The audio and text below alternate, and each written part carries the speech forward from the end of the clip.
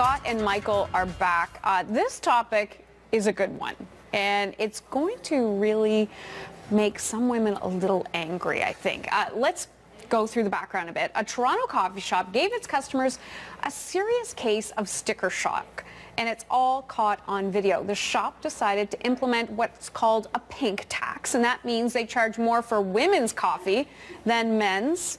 It's something we actually see all the time. Yes, believe it, from grooming products, haircuts, dry cleaning. When it came to coffee, the customers were not having it. Take a listen.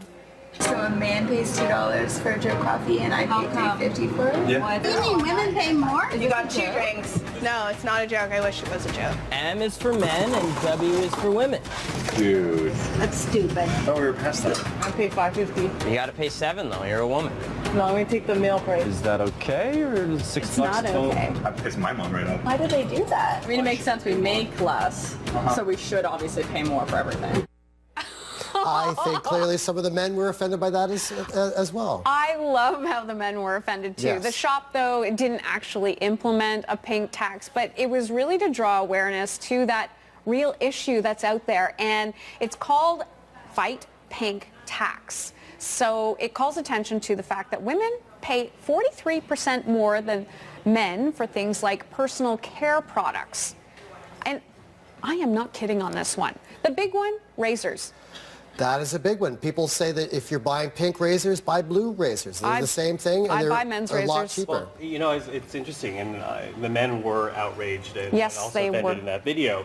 But I also think it's because men kind of walk through life in this blissful ignorance about this pink tax. Because if you are not a woman and you're not paying more for razor blades, you're not going to know it, for example. Or, and we see it, I was actually anecdotally, I don't know if my microphone's on actually, I may correct that, I apologize. But anecdotally, I was at a store and they were selling slippers. And there was a woman in the men's section and she just volunteered. She goes, I don't know why I have to pay more. And I said, what do you mean? And she goes, well, these slippers are in the women's section as well, the exact same slippers. The men's were black and gray, the women's were pink and gray. And it was a $12 difference, the exact same pair of slippers. And she just said, I'm just going to shop over here. You know what the interesting thing is you see the men angry at the coffee shop.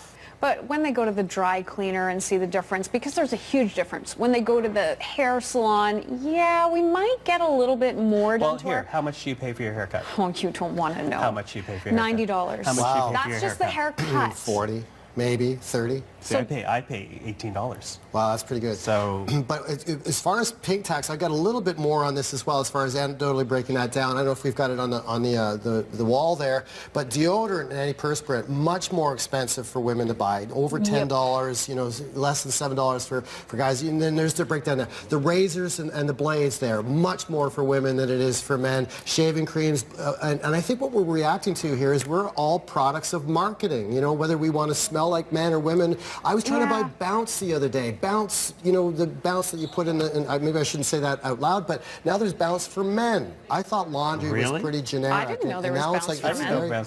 Well, you know, it's interesting because last year they got rid of the tax on feminine hygiene products. Finally. And but obviously Yeah. there's an acknowledgement that there is an imbalance. But, you know, that's one line. That's not everything. And at the end of the day, there is still this existence of a pink tax. I think there is a lot to discuss about this, and we want to hear what viewers have to think as well. Have you experienced paying more or less for your own products? So send us your comments.